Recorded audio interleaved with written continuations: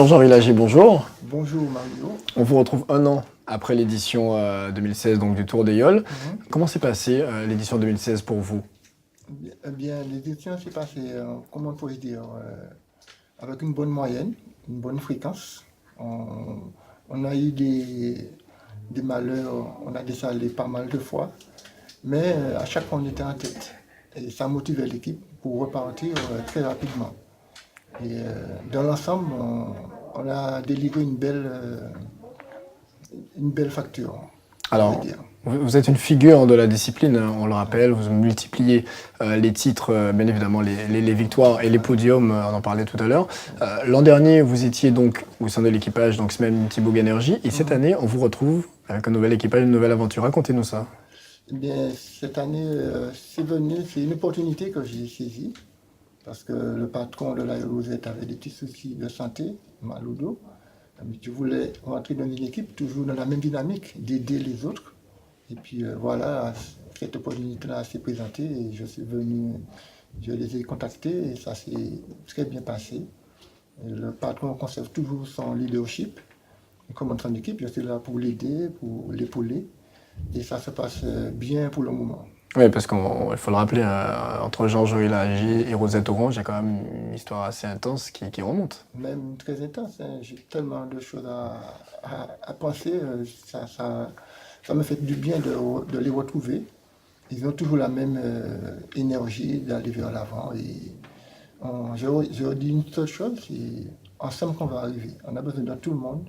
On peut avoir tous les moyens en main, mais il faut savoir les utiliser pour pouvoir arriver au bon bout. Alors, vous écoutez, on est parti pour un tour intense, mais surtout avec la victoire en ligne de mire. Oui, bon, c'est l'objectif de tout coursier, mais surtout là sera très ouvert parce que ceux qui ont gagné l'année dernière, cette année, Mira, ils sont très bien. Toute l'année de ce championnat, ils l'ont démontré. Et Robert, il ne baisse pas les bras du tout. Et le fait que je sois revenu en haut du tableau, ça met du piment. Alors, il y aura de belles choses à voir. Alors, vous parliez des vainqueurs de l'an dernier, on parle bien évidemment de l'équipage Zapetti, La Palouza, avec donc la famille Mas. Quel regard portez-vous sur cette jeunesse qui est finalement peut-être un peu précoce? Ils ont beaucoup appris de leur père. Ils ont pris du temps, ils ont mûri, parce qu'il y avait la fougue de la jeunesse, hein. La jeunesse, ils sont fougueux, ils pensent musculairement, mais ils ont acquis la sagesse et ça les a beaucoup aidés cette année. Et on va encore entendre parler d'eux. On aura fort à faire pour pour les tenir. Voilà. Et justement, vous allez faire quoi pour les tenir là, sur le prochain tour? Mettre la machine à fond, hein. On n'a pas d'autre choix.